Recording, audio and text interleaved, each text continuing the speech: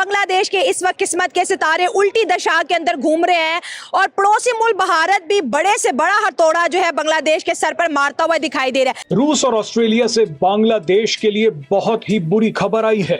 बांग्लादेश के खिलाफ रूस और ऑस्ट्रेलिया ने एक बहुत बड़ा एक्शन लिया है। भारत के बाद अब रशिया ने भी बांग्लादेश को कंगलादेश बनाने की कसम खा रखी है। On religious and ethnic minorities in Bangladesh, Hindus, Christians and others.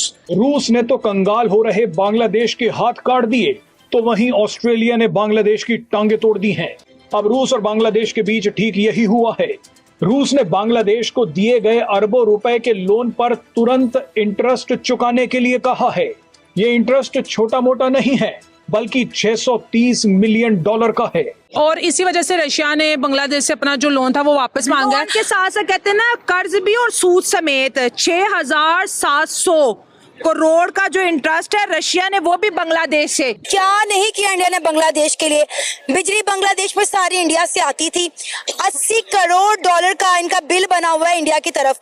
जितनी भी इनके मुल्क में इंडस्ट्री लगी हुई थी वो तमाम इंडिया की इंडस्ट्री थी। क्या बांग्लादेश भी पाकिस्तान जैसी कंडीशन में आ गया है? क्योंकि IMF के पास आ गया ना?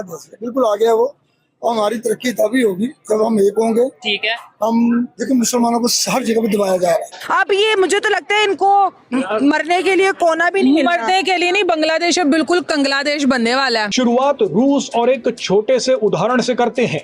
मान लीजिए कि आपने अपने दोस्त को कुछ पैसा उधार दिया, उस पैसे से दोस्त का काम भी निकल गया, लेकिन जिस दिन आपके दोस्त की नौकरी गई, आपने उसी दिन पैसा वापस मांगना शुरू कर दिया। ऐसी दोस्ती क्यों नहीं है कि एक दोस्त हमारे लिए आता है कि भाई तुमने मेरे दोस्त के साथ पंगा किया तो मैं तुम्हें नहीं छोड़ूंगा, पैसे वापस। ये जो सूरत बांग्लादेश में बनाई गई है ना, ये बनी नहीं है, ये इंटरनेशनली जो एस्टैब्लिशमेंट है उसने बनाई है।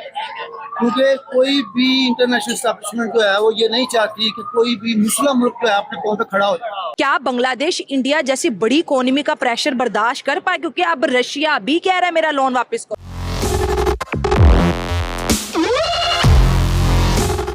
जय हिंद दोस्तों, जागो इंडिया में आपका स्वागत है। जैसा कि आप लोग जानते हैं बांग्लादेश में हिंदुओं के साथ क्या हो रहा है, और इसी बीच एक खबर निकलकर सामने आई है कि ये सब देखने के बाद रशिया और ऑस्ट्रेलिया ने भी बांग्लादेश के खिलाफ कड़ा एक्शन लिया है, जिसमें रशिया ने बांग्लादेश से जो लोन दिया हुआ था उसका सिर्फ इंटरेस्ट ही मांग लिया है, जो कि लगभग 6,700 करोड़ रुपए बनता है। ये सुनने के बाद बांग्लादेश के तो हाथ पैर फूल गए हैं कि वो इस समय कहां से इतने पैसे चुका पाएंगे। ये देखने के बाद पाकिस्तानियों को भी शौक लग गया है कि दोस्ती हो तो भारत और रशिया जैसी, कि जब भी कोई देश भारत के खिलाफ कुछ भी उल्टा सीधा करता है तो रशिया सामने आकर खड़ा हो जाता है। ऐसी दोस्ती तो चाइना की भी पाकिस्तान के साथ नहीं है। आपको क्या लगता है? अपनी राय भी आप हमें कमेंट कर जरूर बताइए। तो चलिए दोस्तों, इसी टॉपिक पर देखते हैं पाकिस्तानी मीडिया का रिएक्शन। और वीडियो शुरू करने से पहले आपसे रिक्वेस्ट है, अगर आप चैनल पर नए हैं तो चैनल को सब्सक्राइब करके बेल नोटिफिकेशन के बटन को जरूर दबाइए। तो शुरू करते हैं आज का वीडियो। जय हिंद, जय Bharat. On religious and ethnic minorities in Bangladesh, Hindus, Christians and others. रूस और ऑस्ट्रेलिया से बांग्लादेश के लिए बहुत ही बुरी खबर आई है। बांग्लादेश के खिलाफ रूस और ऑस्ट्रेलिया ने एक बहुत बड़ा एक्शन लिया है। ये एक्शन ऐसे समय पर लिया गया है जब बांग्लादेश की अर्थव्यवस्था तेजी से नीचे गिर रही है।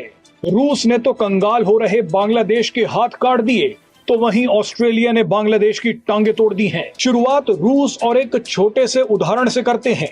मान लीजिए कि आपने अपने दोस्त को कुछ पैसा उधार दिया, उस पैसे से दोस्त का काम भी निकल गया, लेकिन जिस दिन आपके दोस्त की नौकरी गई, आपने उसी दिन पैसा वापस मांगना शुरू कर दिया। अब रूस और बांग्लादेश के बीच ठीक यही हुआ है। रूस ने बांग्लादेश को दिए गए अरबों रुपए के लोन पर तुरंत इंटरेस्ट चुकाने के लिए कहा है। ये इंटरेस्ट छोटा मोटा नहीं है, बल्कि $630 मिलियन का है। जब तक शेख हसीना सरकार में थी तो रूस भी चुप था, लेकिन जैसे ही बांग्लादेश में अमेरिका के प्यादे मोहम्मद यूनुस की सरकार बनाई गई, रूस ने भी अपना पैसा वापस मांगना शुरू कर दिया। जानकारी के लिए बता दें कि बांग्लादेश को रूस ने ये लोन देश का पहला न्यूक्लियर पावर प्लांट बनाने के लिए दिया था। आज की ताजा तरीन खबर यह है कि रशिया ने सिर्फ लोन नहीं मांगा, लोन के साथ इंटरेस्ट भी मांगा है। पहला इनका इंटरेस्ट बनता है 5,300 करोड़, जो कि अगले महीने में 6,700 करोड़ तक जा पहुंचेगा। बांग्लादेश के खजाने तेजी से खाली हो रहे हैं, क्योंकि हम अक्सर प्राउड फील करते हैं कि अगर हमने जियोपॉलिटिक्स में किसी की दोस्ती देखती है वो इंडिया और रशिया की देखी है। इंडिया से मुंह मोड़ने के बाद रशिया का भी अब बांग्लादेश को करना पड़ेगा सामना। और जिस तरह से बांग्लादेशियों का बुरा हाल हो चुका है, क्योंकि बांग्लादेशियों को अपनी जो तरक्की थी वो हजम नहीं हो रही थी। अच्छा खासा था यार, वो बिल्कुल तरक्की कर रहा था। हम लोग पाकिस्तान में उनके एग्जाम्पल दे रहे थे कि यार टक्का हमसे बेहतर चला गया। देखो उनके जो प्राइम मिनिस्टर हैं शेख हसीना, बेचारे को नजर ही लगा दी हमने। सुनो तो सही कि वहाँ के जो प्राइम मिनिस्टर है वो अपनी कंट्री को बहुत अच्छा लेके जा रहे हैं और इंडिया के साथ उनके रिलेशन बहुत ज्यादा बेस्ट थे। लेकिन जिस तरह से उन्होंने इंडियंस के साथ बुरा सलूक किया और जिस तरह से उनको मारा पीटा, एंटी इंडियन हो गए। Still Muhammad Yunus anti Indian ही है जनाब। और अभी जिस तरह से रशिया ने उनसे कर्ज मांगा है कि जो आपको हमने दिया था वापस दिया जाए, मुझे इसकी मेन रीजन ये लगता है कि इंडिया और रशिया आपस में तुम्हें पता बहुत अच्छे फ्रेंड है। और इसी वजह से रशिया ने बांग्लादेश से अपना जो लोन था वो वापस मांगा है। के साथ साथ कहते हैं ना, कर्ज भी और सूद समेत 6,700 करोड़ का जो इंटरेस्ट है रशिया ने, वो भी बांग्लादेश से।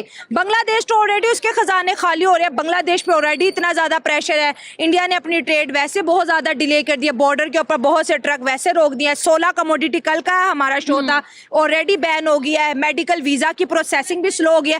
अब ये मुझे तो लगता है इनको मरने के लिए कोना भी नहीं, मरने के लिए नहीं, बांग्लादेश अब बिल्कुल कंग्लादेश बनने वाला है, ठीक है। और वहाँ पे बिजली जा रही है, अब लोग पंखियों पे आ गए, वही हमारा जमाना आ गया। वहाँ पे जो बिजनेस है वो बहुत ज्यादा खराब होता जा रहा है, वीजे उनको इंडिया के नहीं मिल रहे। तो मुझे समझ नहीं आ रही कि जब एक कंट्री अच्छी खासी अपने लेवल पे जा रही है तो इनको क्या जरूरत थी पंगा लेने की। अब उन्होंने पंगा लिया, अब ये वही इंडिया जिसने हमारे साथ किया। पहले वो कह रहे थे कि पाकिस्तान आ जाओ, हम दोस्ती करते हैं, हर चीज करते हैं, लेकिन वजीर आजम भेजे, लेकिन हमने तब उनकी बात को इतना सीरियस नहीं लिया। बांग्लादेश, पाकिस्तान, ईरान, अफगानिस्तान, ये सारे कंट्रीज में अनरेस्ट क्यों है? क्या वजह? बांग्लादेश की तो हम एग्जांपल देते थे यार, बेहतर जा रहा है। अब वो भी रशिया भी कह रहा है कि भाई मेरे 630 मिलियन डॉलर वापस करो, इंडिया उसे कह रहा है कि मेरे 800 मिलियन डॉलर वापस करो जो इलेक्ट्रिसिटी यूज की है। यानी उधर भी उन्हें भी IMF के पास जाना पड़ रहा है। सबसे पहले तो मैं आपका शुक्रिया अदा करूंगा कि आपने मौका दिया बात करने का। दूसरे नंबर पे के ऊपर जो ये मुस्लिम कंट्रीज में फॉल्ट आ रहा है, ये मुस्लिम कंट्रीज की अनरेस्ट है, ये डेवलपमेंट नहीं है, नहीं हो पा रही, उसकी वजह मेन सिर्फ ये है कि कभी भी आप 1400 साल पहले भी चले जाएंगे ना, तब भी मुसलमानों के खिलाफ साजिशें थी, ठीक है ना। तब भी मुसलमानों को चीजों के ऊपर रुलाया जाता था और जो बिक जाता था उसकी वजह से मुसलमान पीछे चले जाते थे थोड़े से के लिए। आप जब देखते हैं 1400 साल पहले हम जाते हैं, हजरत उमर फारूक रज़ी अल्लाह तआला अन्हु का जिक्र करते हैं, तो उन्होंने एक इतना बड़ा इलाका, एक इतनी बड़ी सल्तनत कायम की, मुस्लिम रियासतें कायम की। नतीजा क्या बाद में निकला?